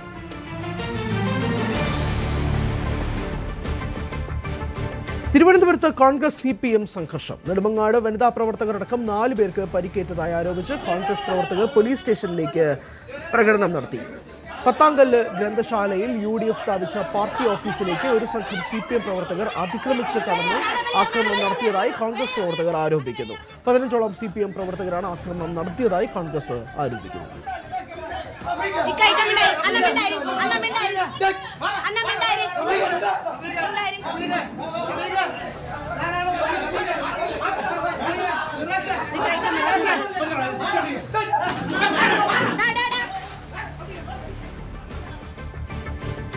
ഇടതുമുന്നണിയുടെ പ്രകടന പത്രിക മറ്റന്നാൾ പുറത്തിറക്കും. കോഴിക്കോട് മുഖ്യമന്ത്രി ആണ് പ്രകടന പത്രിക പുറത്തിറക്കുക. UDFന്റെ പ്രഖ്യാപനങ്ങൾ നടപ്പാക്കാനുള്ളതല്ലെന്നും എങ്ങനെയും ഭരണത്തിൽ വരാനുള്ള തത്രപ്പാടിലാണ്. ഒന്നും ചെയ്യാതെ രാഹുൽ ഗാന്ധി കേരളത്തിൽ വന്ന് മേനി നടിക്കുന്നുവെന്നും CPM കേന്ദ്ര കമ്മിറ്റി അംഗം തോമസ് ഐസക് പറഞ്ഞു. അത് മുഖ്യമന്ത്രി 2-ാം തീയതി കോഴിക്കോട് വെച്ച് പ്രകാശനം ചെയ്യും. അദ്ദേഹം വിശദീകരിക്കും. LDFന്റെ നിലപാട് വളരെ വ്യക്തമാണ്. ഒന്ന്, കിഫ്ബി പോലുള്ള ധനകാര്യ സ്ഥാപനം ഉപയോഗപ്പെടുത്തി എത്ര വിഭവം സമാഹരിക്കാൻ പറ്റുമോ സമാഹരിച്ച് കേരളത്തിലെ പശ്ചാത്തല സൗകര്യങ്ങള്, നമ്മൾ ഉന്നത വിദ്യാഭ്യാസം 1-ാം നമ്പറാണ്. ഈ പ്രഖ്യാപനങ്ങൾ ഗ്യാരണ്ടി കേൾക്കാമെന്ന് ഞങ്ങളെങ്ങനെ ഇതിന് പണം കണ്ടെത്താം എന്ന് എന്ന് ഏതെങ്കിലും UDF നേതാവ് പറഞ്ഞിട്ടുണ്ടോ? അതുകൊണ്ട് ചെയ്യാനല്ല ഈ കാര്യങ്ങളുടെ പ്രഖ്യാപനങ്ങൾ. യുദ്ധരംഗത്ത് എതിരാളികളെ മാത്രം ശ്രദ്ധിച്ചാൽ മതിയെങ്കിൽ തെരഞ്ഞെടുപ്പ് സമയത്ത് ഒപ്പമുള്ളവരെയും പിന്നിൽ ഉള്ളവരെയും ശ്രദ്ധിക്കണമെന്ന് ഒറ്റപ്പാലത്തെ NDA സ്ഥാനാർത്ഥി. തനിക്കൊപ്പമുള്ളത് പാർട്ടിയിലെ യുവപ്രവർത്തകരാണ്. മണ്ഡലത്തിൽ തനിക്കുള്ള സ്വീകാര്യത വോട്ടായി മാറുമെന്നാണ് പ്രതീക്ഷ. ഒറ്റപ്പാലത്ത് NDAയും LDFുമായാണ് മത്സരമെന്നും മേജർ രവി ന്യൂസ് 18നോട് പറഞ്ഞു. വാർഫീൽഡ് ശത്രു മുന്നിലേ ഉണ്ടാവുള്ളൂ. ഇവിടെ എവിടെയും ഉണ്ടായിരിക്കും ശത്രു. അതാണ് പ്രശ്നം. വാർഫീൽഡ് തരുമ്പോൾ മുന്നിൽ വരുന്നതിന് നോക്കിയാൽ മതി. ഇവിടെ കൂടെ നടക്കുന്ന ചിലതും കാണുമായിരിക്കും. ആ ഒരു ഡിഫറൻസേ ഉള്ളൂ. അല്ലെങ്കിൽ ഐ എം ഓക്കെ. എൻ്റെ കൂടെ നിൽക്കുന്ന മണ്ഡലം പ്രസിഡന്റുമാർ, ബൂത്തുകാർ, ഇവരൊക്കെ ആഞ്ഞു നിൽക്കുന്നുണ്ടാവും. കാരണം ഈ അണികളുടെ ഒരു ആവേശം എന്ന് പറയുന്നതാണ് നിങ്ങളുടെ ആക്ച്വൽ പ്രവർത്തനം എന്നുള്ളത്. ഇതിനിടയിൽ പലപ്പോഴും നമ്മൾ പല പുഴുക്കുത്തുകളും കാണും. അവരുടേതായിട്ടുള്ള പ്രശ്നങ്ങൾ കാണുമായിരിക്കും, നമ്മളോട്ടുള്ള പല പ്രശ്നങ്ങളും കാണും. പക്ഷെ ഞാൻ അതിനൊന്നും മൈൻഡ് ചെയ്യുന്നില്ല. എൻ്റെ കൂടെ കട്ടക്ക് ചെറുപ്പക്കാരെ നിൽക്കുന്നുണ്ട്. അത് യൂത്ത് ആണെങ്കിലും ശരി, യുവജന മോർച്ചയാണെങ്കിലും ആ ഒരു ലെവലിൽ നിൽക്കുന്ന പിള്ളേരെ കാണുന്ന സമയത്ത് അവരുടെയൊക്കെ രാത്രിയിൽ അവർ ചെയ്യുന്ന പ്രവൃത്തികളിൽ പോസ്റ്റ് ഇട്ടിരിക്കുന്ന സമയം നോക്കിയാൽ 1:30, 2:30 ചെയ്യുമ്പോൾ അതിനകത്ത് യൂത്ത് മാത്രമല്ല, ചിലപ്പോൾ വയസ്സായിട്ടുള്ള ആൾക്കാർ റോട്ടിലിരുന്ന് എഴുതുന്നു. അത് കാണുമ്പോൾ യെസ്, എൻ്റെ കൂടെ ഇവരുണ്ട്. ആ ആത്മവിശ്വാസത്തിൽ തന്നെ. കണ്ണൂരിലെ പാർട്ടി കോട്ടകളിൽ ഇതുവരെ ഇല്ലാത്ത പോരാട്ടത്തിലാണ് മണ്ഡലം സാക്ഷ്യം വഹിക്കുന്നത്. രക്തസാക്ഷി ഫണ്ട് വിവാദത്തിൽ വെല്ലുവിളി ഉയർത്തി പുറത്തുവന്ന വി കുഞ്ഞികൃഷ്ണൻ നിശബ്ദമായ പ്രചരണത്തിലാണ്. വിവാദങ്ങളൊന്നും തന്നെ ബാധിക്കുന്നില്ലെന്നും പാർട്ടി പൂർണ്ണമായും കൂടെയുണ്ടെന്നുള്ള വിശ്വാസത്തിലാണ് LDF സ്ഥാനാർത്ഥി TI മധുസൂദനൻ. കുഞ്ഞികൃഷ്ണൻ ഉയർത്തിയ വെല്ലുവിളി പാർട്ടി കോട്ടയെ എങ്ങനെ സ്വാധീനിച്ചു എന്നതിന്റെ വിലയിരുത്തൽ കൂടിയാകും ഈ തെരഞ്ഞെടുപ്പ്. പുറത്ത് വലിയ ആരവങ്ങളില്ല. വീട് വീടാന്തരം കയറിയുള്ള വോട്ട് ചോദിക്കൽ, ഒപ്പമുണ്ടാകുമെന്ന് കരുതുന്ന പ്രിയപ്പെട്ടവരെ ചേർത്ത് നിർത്തൽ.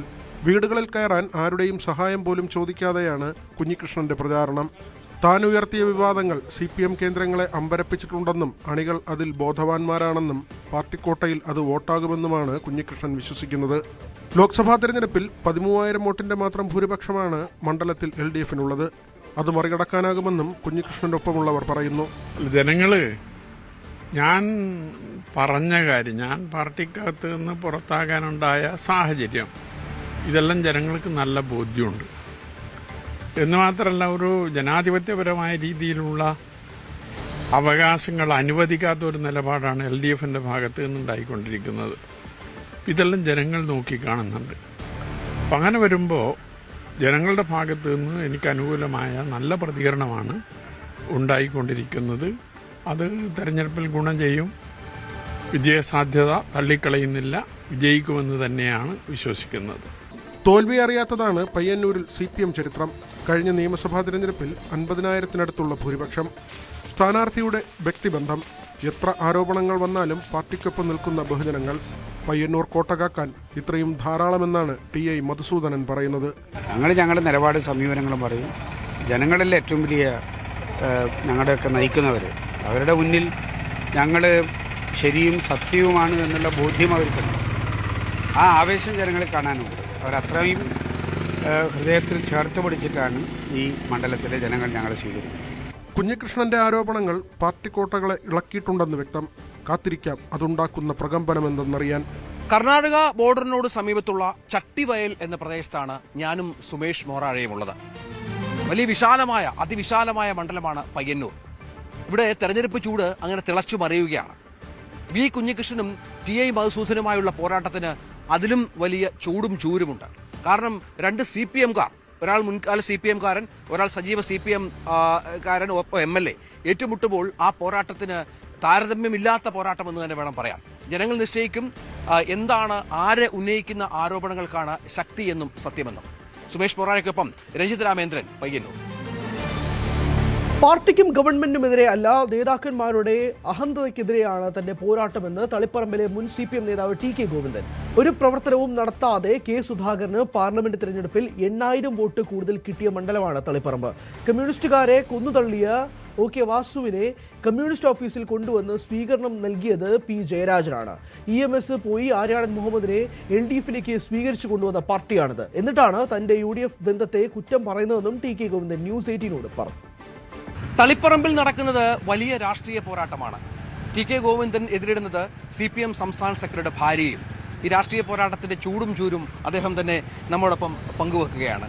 ഈ പ്രസംഗത്തിലുടനീളം ഞാൻ പല സ്ഥലത്തെ പ്രസംഗം കേട്ടു. CPMന്റെ സംസ്ഥാന സെക്രട്ടറിക്ക് നേരെയാണ് കൂടുതലും കുന്തമന ഒരു ആക്രമണം. എന്താണ് അതിന്റെ കാരണം? തീർച്ചയായിട്ടും സംസ്ഥാന സെക്രട്ടറിയാണ് പാർട്ടിയിൽ നടക്കുന്ന ചർച്ചയിൽ നിന്ന് ഉൾപാർട്ടി ജനാധിപത്യം അംഗീകരിച്ചുകൊണ്ട് അത് ഉൾക്കൊണ്ടുകൊണ്ട് തീരുമാനമെടുക്കേണ്ട ആള് പാർട്ടി സംസ്ഥാന സെക്രട്ടറി. ആ സംസ്ഥാന സെക്രട്ടറിയിൽ നിന്ന് അത് ഉണ്ടായില്ല എന്നുള്ളതാണ് എനിക്കതിനുള്ള വിമർശനം. ഒരു കാര്യം പ്രത്യേകിച്ചും CPMന്റെ ഒരു ഘടകവും ഈ സ്ഥാനാർത്ഥിയെ അംഗീകരിച്ചിട്ടില്ല.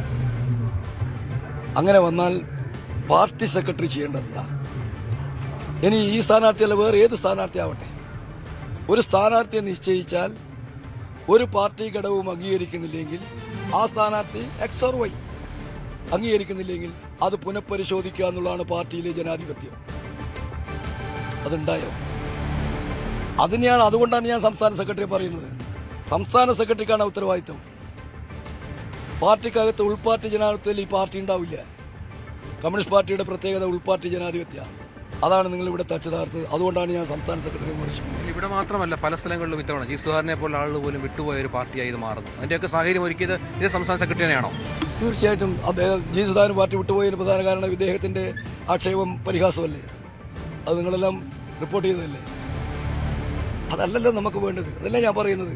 അങ്ങനെ ആയിരിക്കാൻ പാടില്ലല്ലോ. നമുക്ക് കോടിയേരി ബാലകൃഷ്ണനെ കണ്ടിട്ടുണ്ടല്ലോ, നിങ്ങൾ കണ്ടിട്ടുണ്ടാവുമല്ലോ. ബാലകൃഷ്ണന്റെ അടുത്ത് പോയവരാളുണ്ടാവുമല്ലോ. എന്ത് പ്രയാസം കൊണ്ട് കോടിയേരി ബാലകൃഷ്ണന്റെ അടുത്ത് പോയാൽ ആ പ്രയാസം തീർന്നു വരും. ഇങ്ങനെ നിലപാടോ? ഇതിനെ പാർട്ടി ആകെ എതിർക്കുന്നുണ്ട്, പാർട്ടി അണികളെ എതിർക്കുന്നുണ്ടെന്നേ.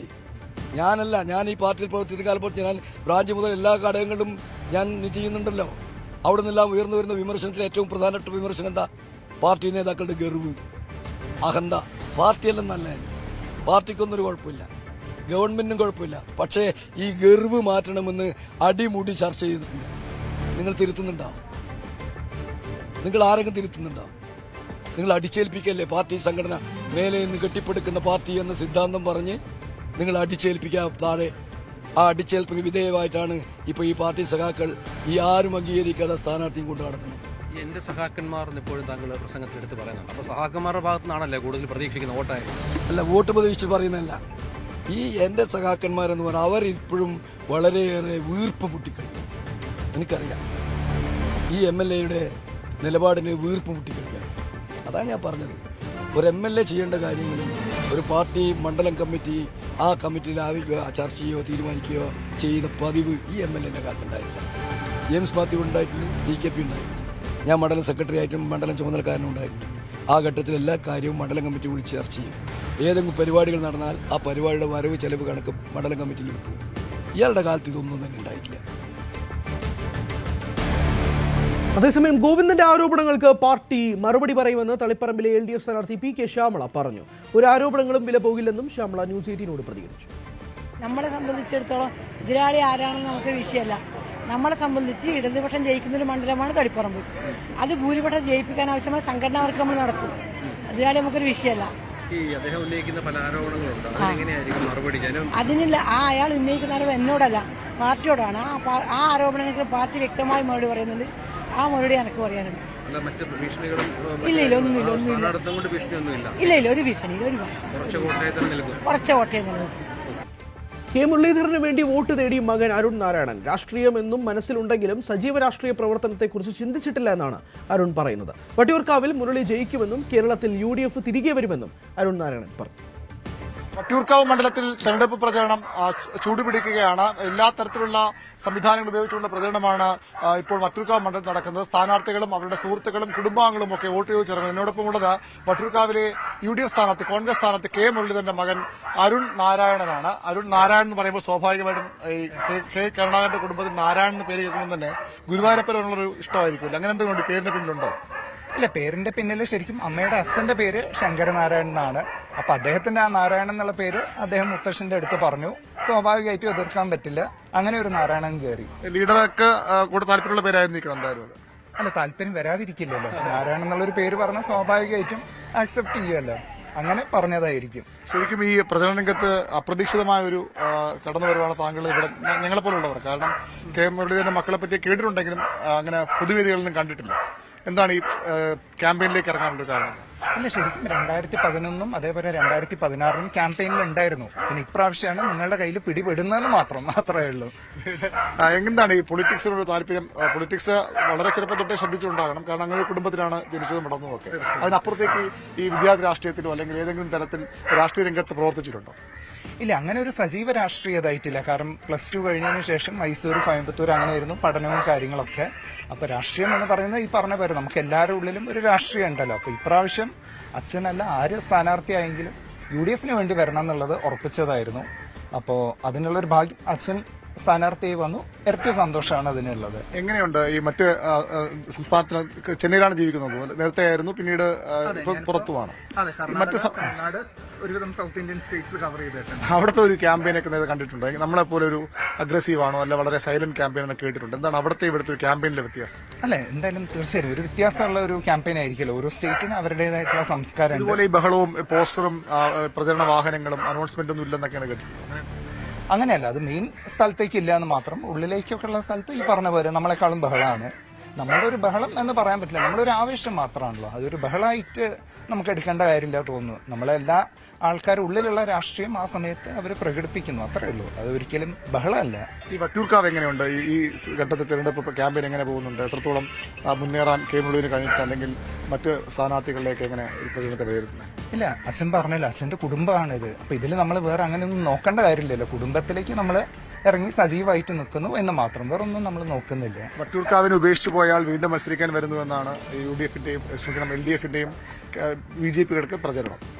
അച്ഛൻ വിട്ടുപോയിട്ടില്ലല്ലോ. അച്ഛൻ തന്നെ പറഞ്ഞല്ലോ, അച്ഛൻ പാർട്ടിക്ക് വേണ്ടി വടകരയിൽ പോയി. എന്നാൽ പോലും ആഴ്ചയിൽ ഒരു 2 ദിവസമൊക്കെ അച്ഛൻ ഇവിടെ വരുമായിരുന്നു. സജീവമായിട്ട് അച്ഛൻ വട്ടിയൂർക്കാവിൽ തന്നെ ഉണ്ടായിരുന്നു. പിന്നെ പ്രചരിപ്പിക്കേണ്ട ആൾക്കാർക്ക് എന്തും പറയാമല്ലോ. വളരെ ശക്തമായ ഒരു മത്സരമാണ്, വളരെ ടൈറ്റ് ആയിട്ടുള്ളൊരു ട്രയാങ്കിൾ ഫൈറ്റിലേക്ക് പോവുകയാണെന്നൊക്കെ കേൾക്കുന്നത്. എന്താണ് അരുൺ ഇവിടെ ഈ ഇത്ര ദിവസം പ്രചരണത്തിൽ വരുമ്പോൾ ഉള്ള ഒരു ഫീൽ എന്താണ് ഇവിടെ? ഇല്ല, ഞാൻ ഈ പറഞ്ഞ പോലെ നമ്മളെ കുടുംബത്തിലേക്ക് ഇറങ്ങുന്നു, അവരൊരു ആക്സെപ്റ്റൻസ് നമുക്ക് കിട്ടുന്നു, അത്രമാത്രം. അല്ലാതെ നമ്മൾ വേറൊന്നും ത്രികോണ മത്സരമാണോ എന്താന്നുള്ളതൊന്നും നമ്മൾ നോക്കണില്ല. ശരിയാണ്, ത്രികോണ മത്സരമുണ്ട്, പക്ഷെ നമ്മളൊരു മത്സരമല്ല. അച്ഛൻ ഈ പറഞ്ഞ പോലെ വട്ടിയൂർക്കാവുകാരെ മനസ്സ് കീഴടക്കാനാണ് വന്നത്. അത് ആവുന്ന തന്നെയാണ് വിശ്വാസം. വിജയ സാധ്യത ഉണ്ടെന്ന് തന്നെയാണ് ഈ ഘട്ടത്തിൽ തോന്നുന്നത്. പിന്നെ തീർച്ചയായും സ്വാഭാവികമായിട്ടും കെ കരുണാകരന്റെ ചെറുമകനാണ്, കെ മുരളീധരന്റെ മകനാണ്, പത്മജ വേണുഗോപാലിന്റെ സഹോദരന്റെ പുത്രനാണ്. അങ്ങനെ അത്രയധികം രാഷ്ട്രീയ പാരമ്പര്യമുള്ള ഒരു കുടുംബമാണ്. സ്വാഭാവികമായിട്ട് ഇങ്ങനെ ഒരു തെരഞ്ഞെടുപ്പ് രംഗത്ത്, ഒരു പ്രചരണ രംഗത്ത് അരുണിനെ കാണുമ്പോൾ ആരും ചോദിക്കാം. ചോദ്യം എനിക്ക് മനസ്സിലായി. പ്രചരണത്തിൽ മാത്രം ഒതുങ്ങോ ഇനിയെങ്കിലും? മനസ്സിൽ ഈ ഒരു പ്രചരണം മാത്രമാണുള്ളൂ. കാരണം ഇത്തവണ എന്തായാലും നമുക്ക് UDFന്റെ ഒരു ഭരണം വേണം എന്നുള്ളത് എല്ലാവരും ഉള്ളപ്പോലെ എന്റെ മനസ്സിലുള്ള ഒരു കാര്യമാണ്. അപ്പൊ അതിനുവേണ്ടി വന്നു എന്ന് മാത്രം, വേറൊന്നും ചിന്തിച്ചിട്ടില്ല. മുരളീധരന്റെ പിൻഗാമിയായിട്ട്, കരുണാകരന്റെ പിൻഗാമിയായിട്ട് മുരളീധരൻ വന്നു. അങ്ങനെ ഒരു രാഷ്ട്രീയ തുറച്ച ഉണ്ടാകുമെന്ന് ചോദ്യം ഞാൻ അതാ പറഞ്ഞു, എനിക്ക് മനസ്സിലായി. പക്ഷെ അതൊന്നും നമ്മൾ ചിന്തിച്ചിട്ടില്ല. കാരണം ഇത്തവണ നമുക്ക് വേണ്ടത് LDFന്റെ ഭരണം മാറണം. അതിന് പകരം നല്ലൊരു ഭരണം കാഴ്ചവെക്കാൻ UDFനാണ് സാധിക്കുക. അപ്പൊ UDFന് വേണ്ടിയിട്ട് ഇറങ്ങി എന്ന് മാത്രം. സ്ഥാനാർത്ഥി അച്ഛനായതുകൊണ്ടാണ് ഈ ഒരു ചോദ്യം വന്നത്, അതല്ലാന്നാണ് ഈ ചോദ്യം. സ്വാഭാവികമായിട്ട് വരും. കെ കരുണാകരന്റെ ചെറുമകൻ ഇങ്ങനെ ഒരു ക്യാമ്പയിൻ ഇറങ്ങും, സ്വാഭാവികമായിട്ട് ചോദ്യം ഉണ്ടാവും. തീർച്ചയായും മുന്നേയും ക്യാമ്പയിന്റെ ഭാഗമായിരുന്നു. ഇപ്രാവശ്യം മാത്രം ഞാൻ ഈ പറഞ്ഞതുപോലെ നിങ്ങൾ പിടിയിൽ പെട്ടു എന്ന് മാത്രം, അത്രയേ ഉള്ളൂ.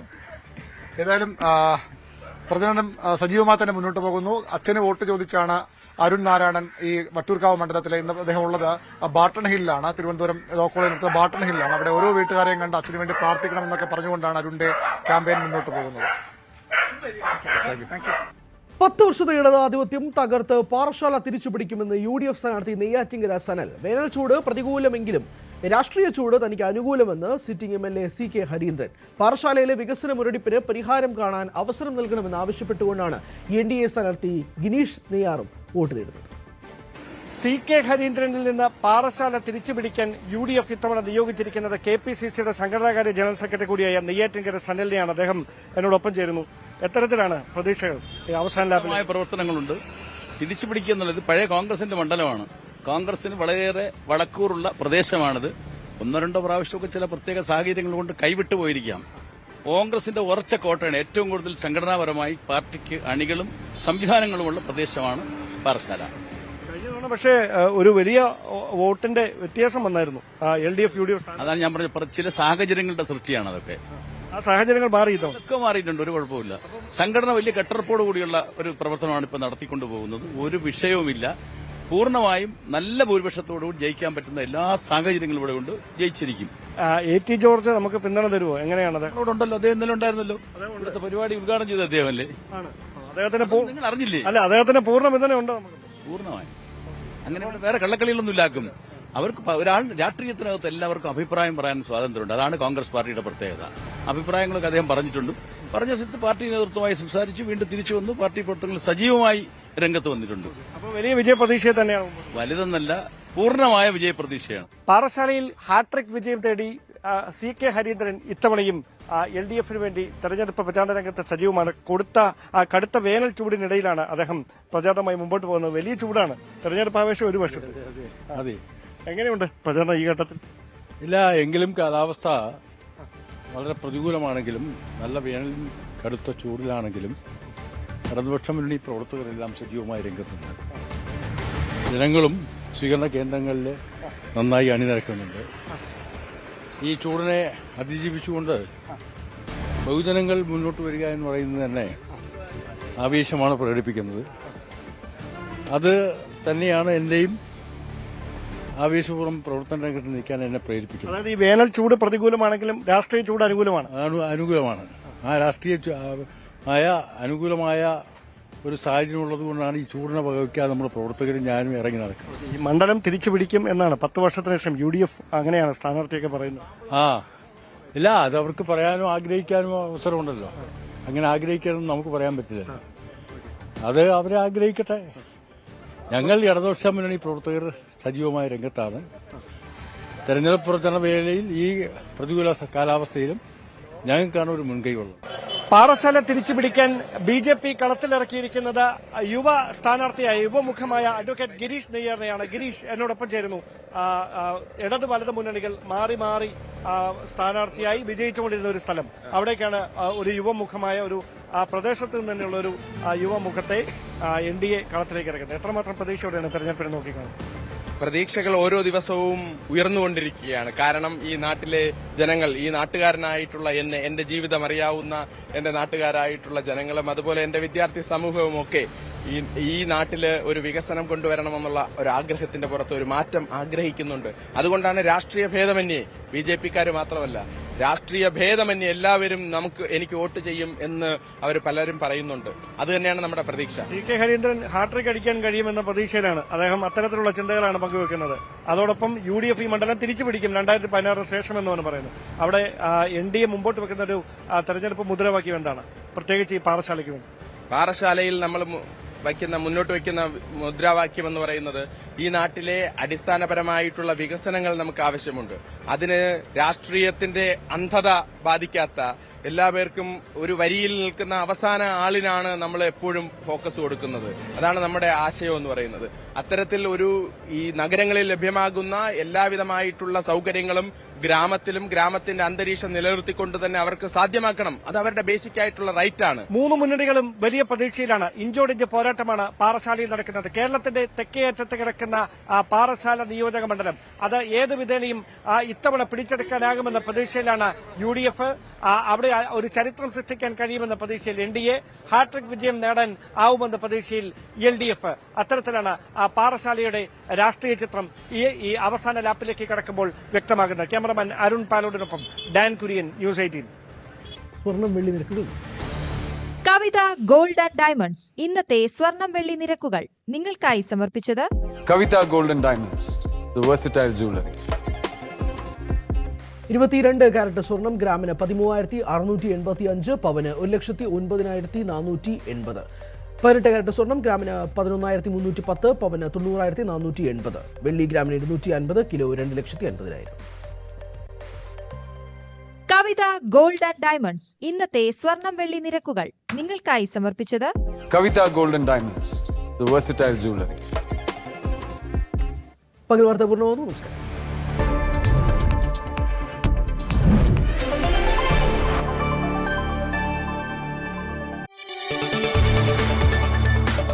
കൂടുതൽ വാർത്തകൾക്ക് News 18 Keralam YouTube channel subscribe ചെയ്യുക.